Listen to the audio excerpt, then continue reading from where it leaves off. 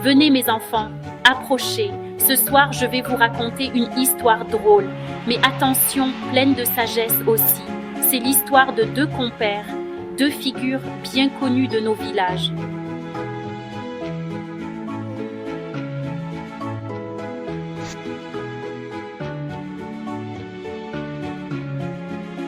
L'un c'est Bouki, le grand, le gros, le fort, mais aussi un peu lent, très gourmand et pas toujours très malin.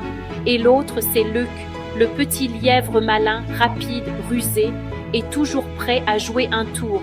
Ah, ces deux-là, toujours ensemble, toujours en train de chercher à s'en sortir, mais jamais de la même façon. Par un matin chaud, Bouki grogna. Son ventre faisait plus de bruit que les tambours du village. Il regarda Luc d'un air suppliant. Il eut alors une idée. « Luc, on devrait planter un champ. Comme ça, on aura toujours à manger. » Un champ?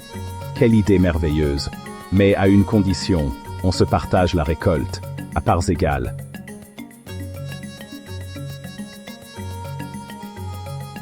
Et voilà nos deux amis qui se serrent la main. Ils décidèrent de cultiver un champ ensemble. Bouki voulait surtout manger sans trop travailler. Et Luc, eh bien lui, il avait déjà une idée derrière la tête. Toi, tu prendras ce qui pousse en bas, et moi ce qui pousse en haut. Très bien. Les racines, c'est la force. Le bas, c'est pour moi. Mais voilà, ils devaient se partager la récolte. Aïe, mes enfants, il aurait mieux fait de réfléchir.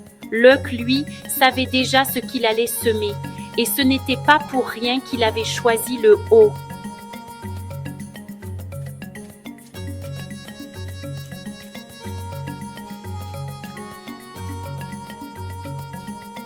Ils se mirent au travail et semèrent leurs graines.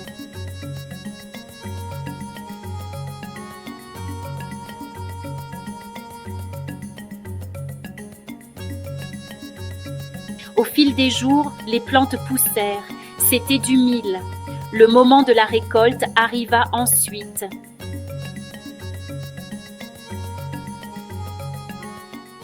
Ce jour-là, le soleil brûlait haut quand le champ de mil devint doré. Luc, qui avait choisi le haut de la récolte, bondissait de joie. Bouki, lui, avait opté de récolter les racines, suait à grosses gouttes, fouillant la terre, sans rien d'autre que des racines sèches. Luc sauta partout en coupant les épis remplis de graines. Et Bouki, il creusait et ne trouvait que des racines sèches, fines comme des brindilles. Merci, Bouki. Tu m'as laissé le meilleur sans le savoir. Tu es un vrai partenaire. La prochaine fois, c'est moi qui prendrai ce qui pousse en haut. Mais mes enfants, il faut se rappeler que dans la vie, ce n'est pas la taille du ventre qui décide, mais celle de la cervelle. Nouvelle saison, nouveau pari. Cette fois, Bouki était sûr de son coup. Cette fois-ci, Bouki choisit le haut. Et devinez ce que Luc planta? Des patates douces, bien sûr. Parfait. Moi, je prendrai ce qui pousse en bas. Encore une fois. Bon courage avec tes feuilles, Bouki. Moi, j'ai juste besoin de la terre. Moi, je veux ce qui pousse en haut. Les feuilles, c'est joli. Et à la récolte, Bouki n'eut que des feuilles, dures, amères, pendant que Luc dégustait ses tubercules bien dodus. Oh mes enfants, quand quelqu'un est trop pressé de gagner, il oublie de réfléchir. Encore toi, ce n'est pas juste. Tu veux encore une autre chance? Bouki était furieux. Cette fois, il voulait se venger. Il creusa un grand trou sur le chemin et le recouvrit de feuilles. Il attendait Luc. Mais quand on agit avec colère, mes enfants, c'est souvent soi-même qu'on piège.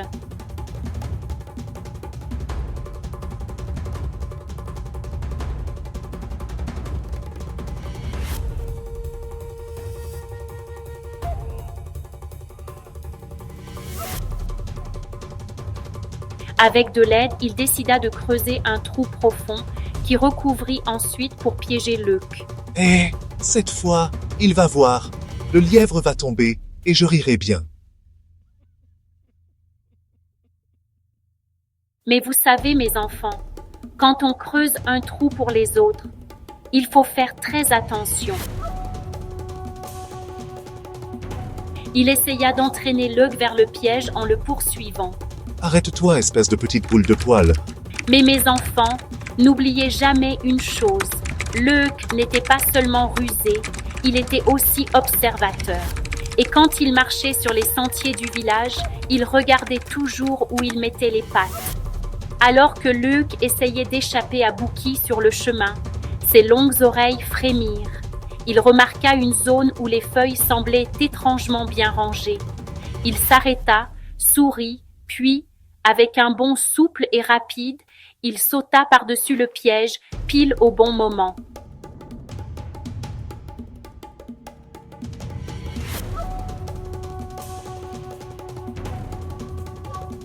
Mais quand on agit avec colère, mes enfants, c'est souvent soi-même qu'on piège.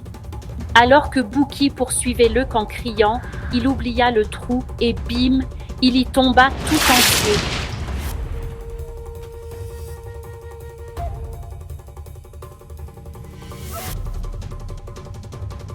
Tiens. Bouki a encore voulu faire le malin. Tu as creusé ton trou et tu y es tombé tout seul. Et voilà, mes enfants, Bouki tomba, non pas à cause de Luc, mais à cause de sa colère, de sa précipitation et de son orgueil. Et oui, Luc, lui, réfléchit avant d'agir, contrairement à Bouki, qui courait la bouche ouverte sans regarder devant lui.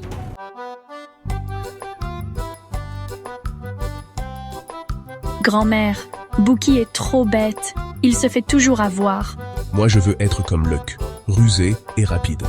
Ah, mes enfants, mais souvenez-vous, la ruse sans cœur devient trahison, et la force sans réflexion mène au ridicule.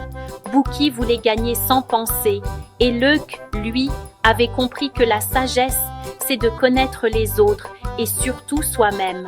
Alors, dans la vie, ne soyez ni trop pressés, ni trop confiants. Soyez curieux, juste, et malin sans être méchant.